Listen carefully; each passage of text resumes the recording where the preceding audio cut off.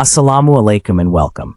Today, we bring you a powerful and deeply moving editorial about one of the most urgent humanitarian crises of our time, the situation in Gaza. More than just news, this editorial gives us a voice of truth, resistance, and hope. As you listen to the voiceover and follow along with the on-screen text, pay close attention to the vocabulary, sentence structure, and the powerful tone used to describe the events. This video is not only meant to inform you, but also to help you grow as an advanced English speaker, one who can understand, analyze, and express global realities with depth and clarity. You'll find the Urdu translation and the meanings of difficult words in the description below. Let's begin. Even in a world with no shortage of suffering and bloodshed, the violence meted out to the people of Gaza by the Israeli regime has few parallels. So depraved is Tel Aviv's extermination war machine in the occupied Palestinian territory that even the UK, Canada, and France, members of the Western Bloc that have often rushed to Israel's defense in the global arena, have termed the situation in Gaza intolerable. And it appears that despite the murder of over 53,000 people by Israel, including women and children, since the slaughter began following the October 7, 2023 attacks, things may actually get worse. After all, Tel Aviv's chief warmonger Benjamin Netanyahu has just said that Israel will take control of all the territory of Gaza. It is clear that under the cover of rescuing hostages and avenging the October 7 events, Israel is carrying out the ethnic cleansing of Gaza to reoccupy the savaged strip. The on-again, off-again peace talks are going nowhere, and after starving Gaza since March 2nd, a trickle of aid has just been let in by Palestine's occupiers. One UN official has described this delivery of aid as a drop in the ocean. There are many within the Israeli political establishment that continue to call for mass starvation of Gaza's people. Unfortunately, Israel has failed to realize that despite its monstrous crimes against Gaza's population, the Palestinian people refuse to yield. This is indeed a classic case of a native population resisting a ruthless occupier, a population that is willing to die rather than leave their land. History has proved that in many such cases, the occupiers have had to retreat in ignominy, while the people of the occupied land have succeeded in raising the banner of freedom. The price the Palestinian people are paying for their resistance is immense, but they have proven that even genocide cannot break their will. Yet the fact that the Palestinians are resisting a brutal occupation does not absolve the international community of the responsibility of stopping Israel's mass murder. Specifically, the US, Tel Aviv's chief foreign patron, has a lot to answer for. Donald Trump has in his second presidential term taken on the avatar of peacemaker. His intervention is believed to have been crucial in ending the recent Pakistan-India hostilities. He is working the phones to end the Ukraine war. He is even, despite some bluster, interested in a peaceful resolution to the Iran nuclear dispute. Now these peacemaking tendencies must be extended to Gaza. The quickest way to stop the bloodshed would be for the US to immediately halt all military and financial aid to Israel.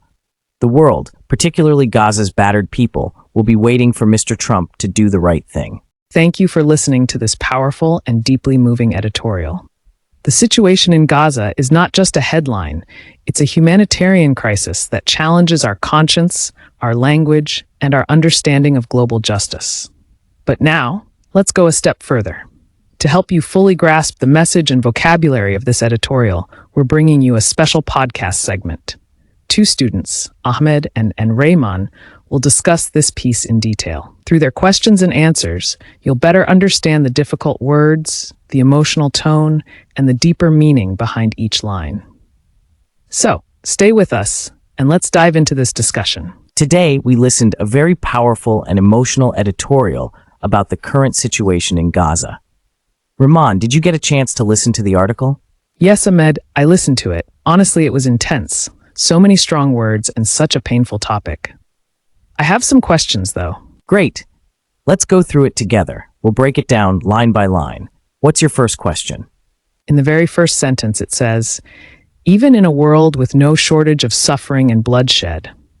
What does no shortage of suffering mean? It means the world already has a lot of pain and violence. So this sentence is saying that despite all that, the violence in Gaza stands out as something even worse. Got it. Then it mentions the violence meted out to the people of Gaza by the Israeli regime has few parallels. What does meted out mean? Good question. Meted out means given or inflicted, especially in terms of punishment. So here it means the violence given to or inflicted upon the people of Gaza. And what about has few parallels? That means there are very few events in history that can be compared to it. It's almost unmatched in its cruelty. Depraved means morally corrupt or wicked. An extermination war machine is a very strong phrase. It means a system designed to destroy completely, like genocide. The next line says, so depraved is Tel Aviv's extermination war machine. What does depraved mean? Depraved means morally corrupt or wicked. An extermination war machine is a very strong phrase. It means a system designed to destroy completely, like genocide. That's horrifying. Later it says the UK, Canada, and France called the situation intolerable. So they're criticizing Israel? Yes, which is unusual because these countries usually support Israel. Calling it intolerable means it's beyond what can be accepted or tolerated. So any other question? There's also a line that says Israel is carrying out the ethnic cleansing of Gaza. What does that ethnic cleansing mean? It's a term for forcing a particular ethnic group to leave an area, often violently. In this context, it means forcing Palestinians out of Gaza. The UN officials quote, drop in the ocean. What does that imply? It means the aid is so small, compared to what is needed, that it makes almost no difference. The editorial also says Palestinians refuse to yield. What does yield mean here? It means to give in or surrender. So the Palestinians are not giving up despite all the suffering. That's powerful. I also saw the phrase retreat in ignominy. Can you explain that? Yes, retreat means to withdraw, and ignominy means shame or dishonor. So it means the occupiers in history had to leave in shame. Wow, that's deep.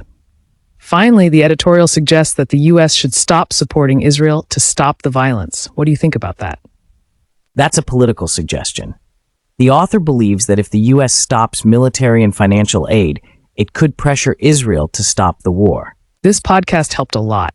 Now I understand both the vocabulary and the deep message of the editorial. All right, tell me, what did you understand from it? Well, the editorial is saying that the violence happening in Gaza is worse than most of the wars or conflicts in the world right now.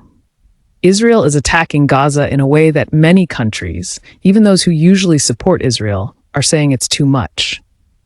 They've killed more than 53,000 people, including women and children, and the situation is getting worse.